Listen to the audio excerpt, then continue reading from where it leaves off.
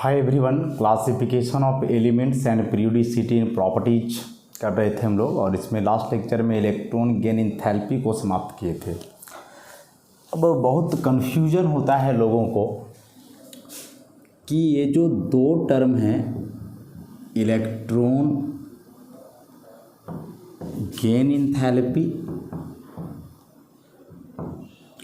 और electron affinity, ये दोनों सेम हैं या अलग अलग है। इसे हम डेल्टा EGH से लिखते हैं और इसे EA से लिखते हैं। तो ये इलेक्ट्रॉन गेन इंथैल्पी और इलेक्ट्रॉन एफिनिटी ये दोनों सेम हैं या फिर अलग अलग है। तो हम पहले ही बताए थे कि यह जो इंथैल्पी वर्ड है, यह एनर्जी के इक्विवेलेंट नहीं है। इसको आप थर्मोडायनेमिक्स 11th में ही पढ़ोगे तो वहाँ पढ़ोगे इंथैल्पी जिसे हम H से डिनोट करते हैं, वह बेसिकली बराबर होता है energy plus pressure volume work का, जहाँ E जो है इंटरनल एनर्जी होता है उस सिस्टम का। अब चूँकि ये टर्म्स अभी तक आप पढ़े नहीं हो तो इनके बारे में बहुत कुछ बता पाना संभव नहीं है। तो इतना जानो कि enthalpy is not exactly energy but somewhat it is equivalent to energy. उसके बराबर नहीं है लेकिन उसके समतुल्य है। इंथैल्पी को आप एनर्जी नहीं बोल सकते हो क्योंकि इंथैल्पी और एनर्जी में ऐसा अंतर होता है। ये यहाँ इंटरनल एनर्जी किसी भी सिस्टम का, तो सिस्टम का इंटरनल एनर्जी और साथ में जो प्रेशर वॉल्यूम वर्क हुआ उस पर, इन दोनों को ऐड करोगे तब क्या मिलता है उसका इंथैल्पी। तो जब इन दोनों को एग्जैक्टली डिफाइन करोगे तो इलेक्ट्रॉन एफिनिटी का ऐसे हो जाएगा कि energy released when an electron is added, उसके बाद का वही आइसोलेटेड गैसियस एटम वगैरह जो भी है। और इसका ऐसे लिखोगे आप, change in enthalpy when an electron is added, ऐसे करके ही चलेगा। तो अंतर समझ पा रहे हो। यहाँ है एनर्जी रिलीज डायरेक्ट कि एक इलेक्ट्रॉन ऐड हुआ, जो एनर्जी निकला वही एनर्जी डायरेक्ट कहलाएगा इलेक्ट्रॉन एफिनिटी। लेकिन यहाँ लिखा हुआ है चेंज इन इंथैल्पी कि जब इलेक्ट्रॉन को ऐड किया गया तो ठीक है एनर्जी निकला, अब इसके दरमियान कुछ वर्क भी हुआ।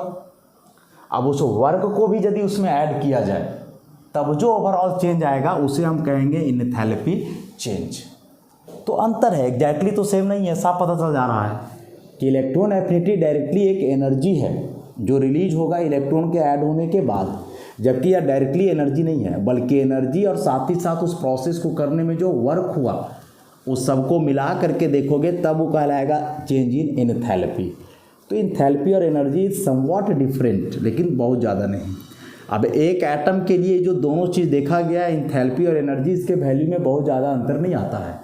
तो एक्सपेरिमेंटली जो रिलेशन बताया गया है इन दोनों टर्म्स के बीच, इन दोनों के बीच ऐसा बताया गया है कि डेल्टा EGH बराबर माइनस EA माइनस 5/2 RT, ऐसा एक एक्सपेरिमेंटल रिलेशन दिया गया है इन दोनों के बीच कि जो इलेक्ट्रॉन गेन इंथैल्पी है वह बराबर होगा minus electron affinity minus 5/2 RT का।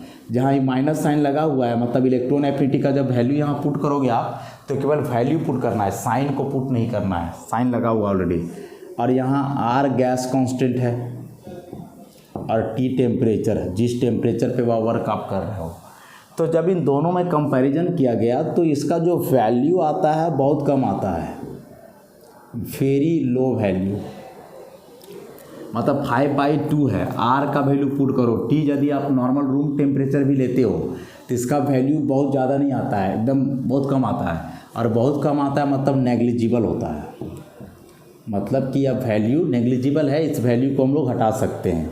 तो डायरेक्ट यहाँ से इलेक्ट्रॉन गेन इंथैल्पी को माइनस EA लिख सकते हैं। मतलब ओवरऑल ये दोनों चीज़ लगभग सेम ही है, लगभग सेम है, नॉट फुली आइडेंटिकल, क्योंकि थोड़ा सा भी ये तो फैक्टर का अंतर है ना। लेकिन चूंकि इसका वैल्यू कम आता है, 0.0 करके समथिंग आएगा, तो उतना कम वैल्यू इसलिए उसके नेगलेक्ट कर दिया जाता है। लेकिन थोड़ा बहुत तो अंतर है, हम लोग देख ही रहे हैं। और ऑब्वियसली दोनों में ज़्यादा कौन होगा, इलेक्ट्रॉन गेन इंथैल्पी ज़्यादा हो जाएगा दोनों में। इलेक्ट्रॉन एफिनिटी से थोड़ा ज़्यादा होगा कौन, इलेक्ट्रॉन गेन एंथैल्पी। तो थोड़ा सा अंतर है इन दोनों टर्म्स में, इलेक्ट्रॉन गेन एंथैल्पी और इलेक्ट्रॉन एफिनिटी में, लेकिन इतना अंतर नहीं है कि पूरा मतलब ही बदल जाए। इसलिए दोनों को हम लोग सेम लेकर के चलते हैं, इक्विवेलेंट लेकर के चलते हैं। तो यह कन्फ्यूजन दिमाग में आप नहीं रखोगे कि ये दोनों अलग है या सेम है, ना पूरी तरह से अलग है ना पूरी तरह से सेम है, लगभग एक जैसे हैं, समतुल्य है, इक्विवेलेंट है, ऐसा बोलोगे।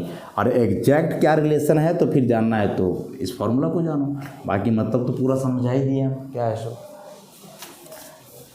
अब इसमें से अगला पीरियोडिक प्रॉपर्टी आता है नेक्स्ट,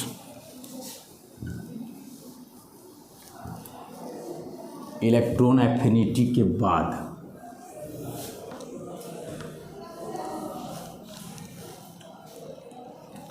और अगला प्रॉपर्टी इसमें आता है इलेक्ट्रोनेगेटिविटी।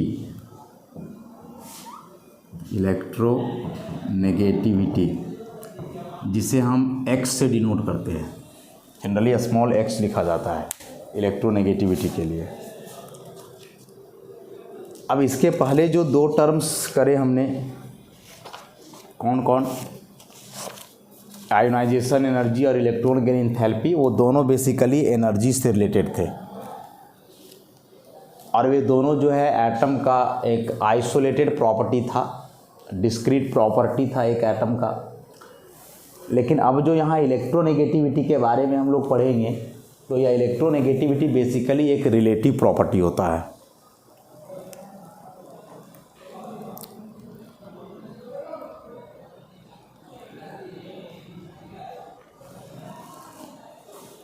अब क्या इसका मतलब है ज़रा ध्यान से समझोगे और ध्यान से देखोगे। इलेक्ट्रोनेगेटिविटी एक रिलेटिव प्रॉपर्टी है, यह जो है एक रिलेटिव प्रॉपर्टी है जो दूसरे को या दूसरे से रिलेट करके दिया जाता है और not related to energy, not related to energy. जबकि इसके पहले जो दो टर्म्स हमने करे, आयोनाइजेशन एनर्जी और इलेक्ट्रॉन गेन एंथैल्पी, वे दोनों के दोनों एनर्जी से रिलेटेड थे या एनर्जी से रिलेटेड नहीं है। वे दोनों इंडिपेंडेंट प्रॉपर्टी थे, आइसोलेटेड एटम का प्रॉपर्टी, और ये दोनों जो है बॉन्डेड एटम का प्रॉपर्टी है। आयोनाइजेशन एनर्जी और इलेक्ट्रॉन एफिनिटी ये दोनों आइसोलेटेड एटम का प्रॉपर्टी था, माने एक सिंगल एटम अलग रहेगा तब, और यह जो है एक बॉन्डेड एटम का प्रॉपर्टी है, वह एटम जो दूसरे से जुड़ा हुआ रहेगा, दूसरे से कंबाइन किया रहेगा, उसका प्रॉपर्टी, इसलिए इसे हम रिलेटिव प्रॉपर्टी कहेंगे। चूँकि बॉन्डिंग का चैप्टर अभी तक हम लोग पढ़े नहीं हैं, लेकिन हाँ क्लास 10th में थोड़ा बहुत पढ़ करके आए होंगे। और क्या पढ़े होंगे कि जैसे कोई कोवलेंट बॉन्ड बनना है, सहसंयोजी आबंध, कोवलेंट बॉन्ड कैसे बनता है, या इलेक्ट्रॉनों का शेयरिंग से। एटम्स जब अपना वैलेंस इलेक्ट्रॉन शेयर करते हैं एक दूसरे से, तब जो वहाँ बॉन्ड बनता है उसे हम कहेंगे कोवलेंट बॉन्ड, इलेक्ट्रॉनों का शेयरिंग से। अब इसमें पढ़े होंगे 3 टाइप का bond, single covalent bond, double covalent bond, triple covalent bond.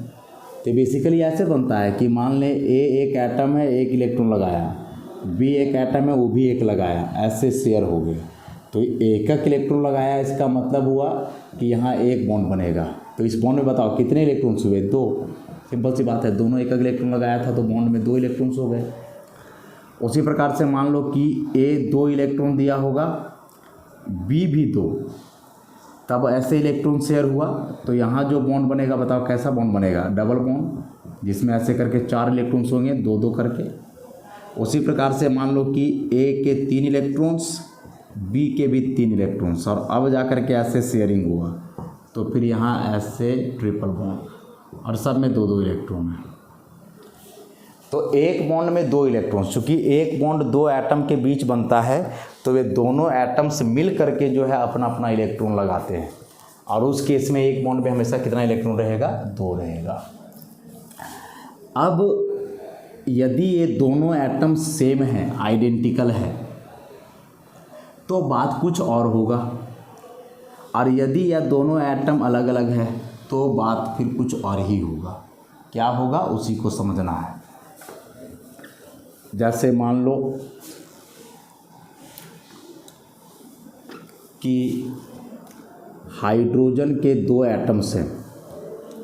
अब हाइड्रोजन का एक ही इलेक्ट्रॉन है, हम लोग जान रहे हैं, तो दोनों एक एक इलेक्ट्रॉन लगा दिया और इस तरह से बॉन्ड बन गया H H, और बीच में ऐसा बॉन्ड, और इस बॉन्ड में है दो इलेक्ट्रॉन। अब यहाँ ध्यान से यदि देखोगे तो यह बॉन्ड का जो दो इलेक्ट्रॉन है ऐसा, इन दोनों इलेक्ट्रॉन्स के अगल बगल दो हाइड्रोजन हैं, इन दोनों इलेक्ट्रॉन्स के अगल बगल दो क्या है, हाइड्रोजन है। अब इस हाइड्रोजन को देखोगे तो इसका न्यूक्लियस, ये वाला हाइड्रोजन को देखोगे तो इसका न्यूक्लियस। अब चूंकि दोनों न्यूक्लियस एक ही एटम के हैं, सेम एटम का है, एक ही एटम में नहीं है, माने एक ही जैसे एटम का है, दोनों हाइड्रोजन का है, अलग अलग एटम है लेकिन सेम है, तो इन दोनों इलेक्ट्रॉन्स को जितना ई वाला न्यूक्लियस अट्रैक्ट करेगा उतना ही ई वाला न्यूक्लियस भी अट्रैक्ट करेगा। इन दोनों इलेक्ट्रॉन्स को जितना यह न्यूक्लियस अट्रैक्ट करेगा उतना ही, क्योंकि दोनों न्यूक्लियस क्या है, सेम। और जब यह इलेक्ट्रॉन दोनों न्यूक्लियस सेम अट्रैक्ट करेगा तो बताओ यह इलेक्ट्रॉन किसके तरफ जाएगा, ऑब्वियसली किसी की तरफ नहीं जाएगा, बीचों बीच में रहेगा, जिसे हम कहेंगे क्या, मीन पोजीशन। बीचों बीच में रहेगा जिसे हम क्या कहेंगे, मीन पोजीशन। मतलब ऐसे हाइड्रोजन हाइड्रोजन है, बीचों बीच इलेक्ट्रॉन रहेगा ऐसा। लेकिन मान लो कि बॉन्ड बन रहा हो हाइड्रोजन और क्लोरीन के बीच। अब हाइड्रोजन का वैलेंस शेल में एक इलेक्ट्रॉन है, क्लोरीन का एटॉमिक नंबर 17 होता है, 2, 8 और 7, लास्ट में कितने इलेक्ट्रॉन्स हैं, 7 इलेक्ट्रॉन्स हैं। तो अब ज़रा क्लोरीन को यहाँ देखोगे तो ये हो जाएगा, ये 2 इलेक्ट्रॉन, 2 4 इलेक्ट्रॉन, 2 6 इलेक्ट्रॉन और एक 7 इलेक्ट्रॉन ऐसे। और अब जब यहाँ शेयरिंग दिखाओगे तो ऐसे करके दिखाओगे।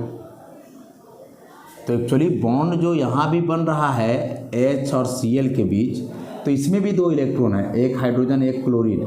बस यहाँ क्लोरीन पे ऐसे करके कुछ इलेक्ट्रॉन बचे रह गए, 6 इलेक्ट्रॉन।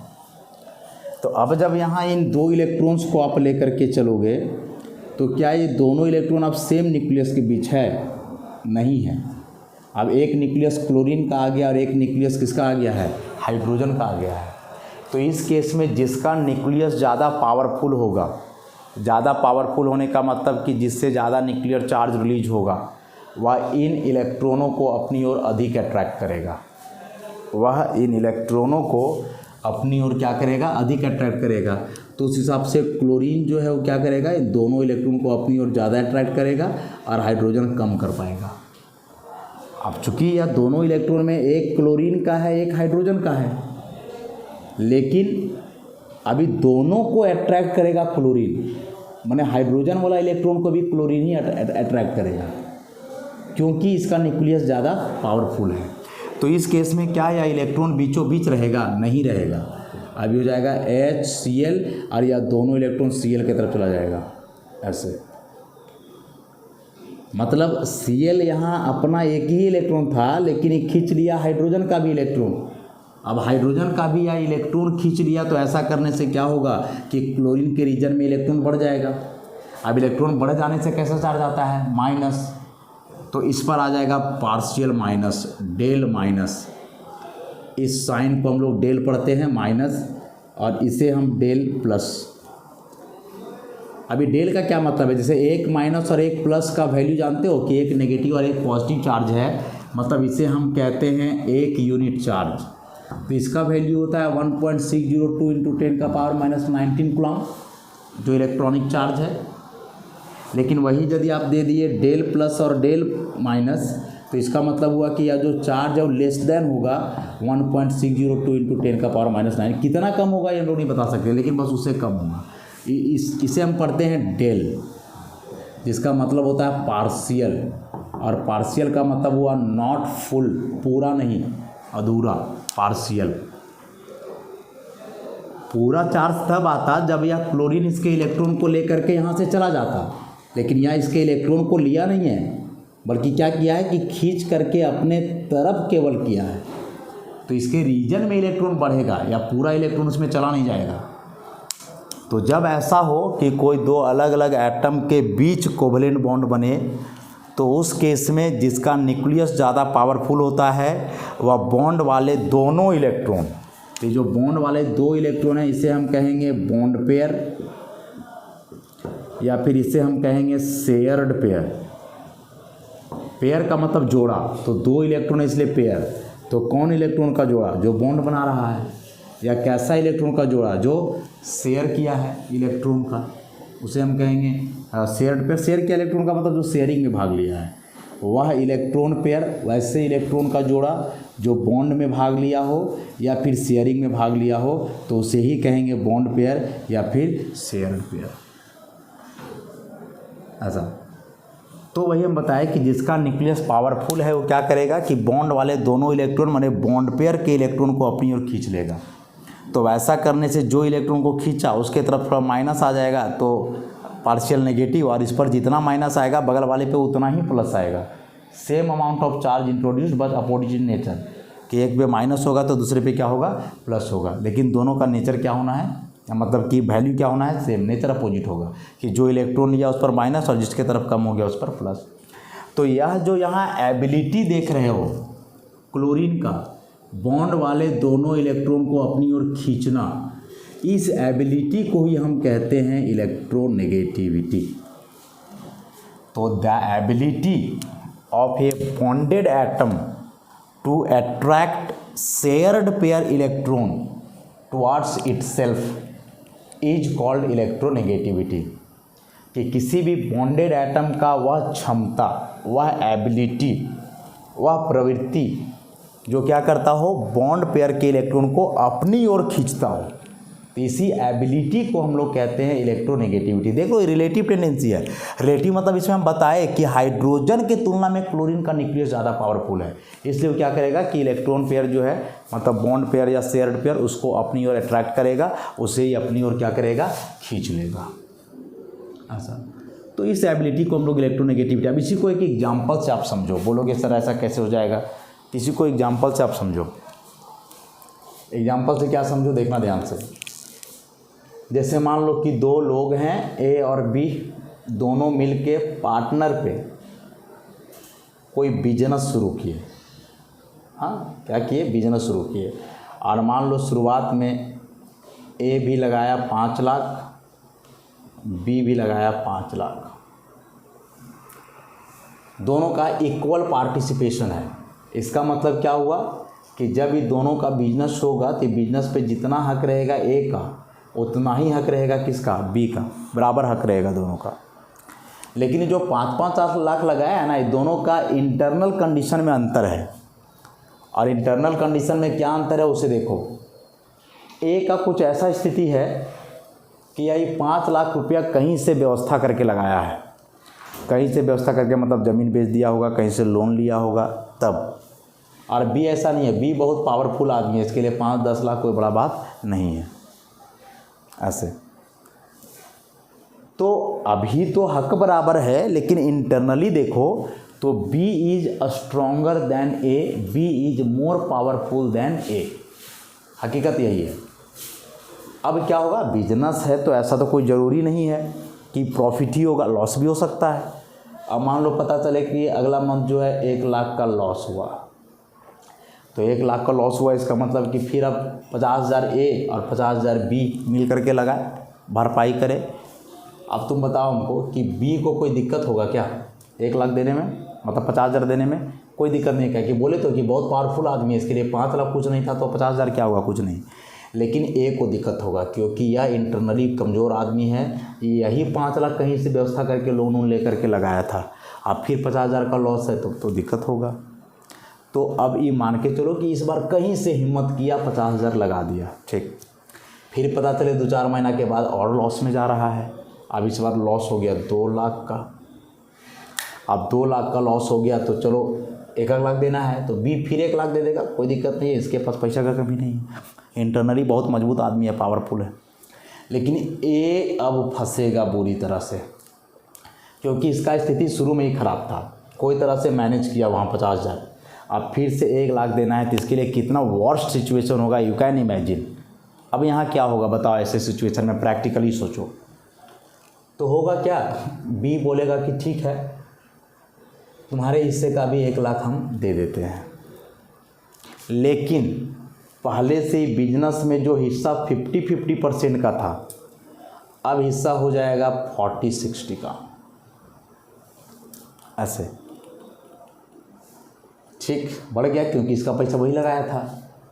अब फिर चले कि फिर वही सिचुएशन हुआ, अब फिर ये नहीं दे पाया, उसके बदले में बी ही दे दिया, अब फिर हो गया कि नहीं अब इतना हम तुम्हारा पैसा लगा चुके हैं, तुम्हारा हिस्सा 20% और मेरा हिस्सा हो गया 80%। देख रहे हो, समझ पा रहे हो क्या कैसे कोरिलेट करना है। सो शुरू में दोनों बराबर इलेक्ट्रॉन लगाया, बराबर पैसा लगाया, एक इंटरनली बहुत मजबूत था, ये धीरे धीरे क्या किया उसके इलेक्ट्रॉन को भी शेयरिंग वाला इलेक्ट्रॉन अपने तरफ खींच लिया, ये भी क्या किया बिजनेस को धीरे धीरे अपने तरफ खींच लिया। तो this ability is called electronegativity.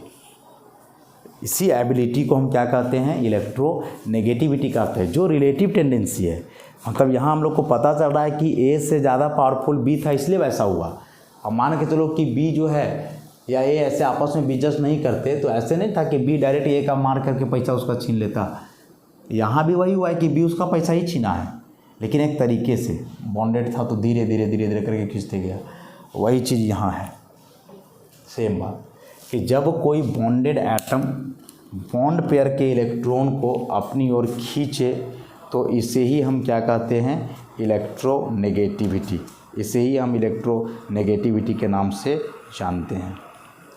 तो डेफिनेशन क्या लिख सकते हैं इलेक्ट्रोनेगेटिविटी का,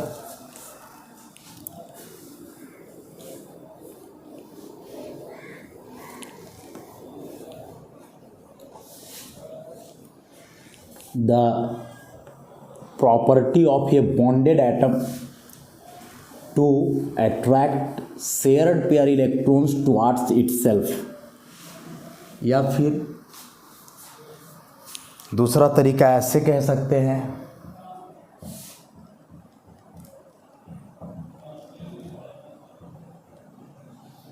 the relative tendency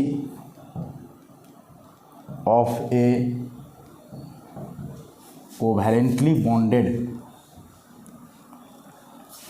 atom to attract the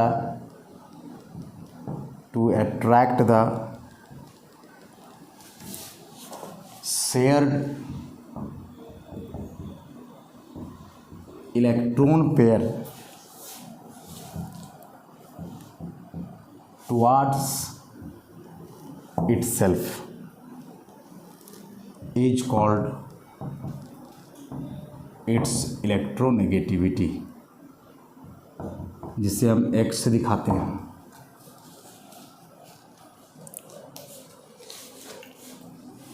relative word को तो नहीं बोलोगे बस कि relative tendency of a covalently bonded atom to attract the shared electron pair towards itself, कि वह एटम जो कोवैलेंट बॉन्ड से जुड़ा हुआ है तो उस एटम का उस बॉन्ड वाले शेयर्ड पेयर इलेक्ट्रॉन को अपनी ओर खींचने का जो एबिलिटी होगा वही एबिलिटी उसके लिए क्या कहलाएगा, इलेक्ट्रोनेगेटिविटी कहलाएगा।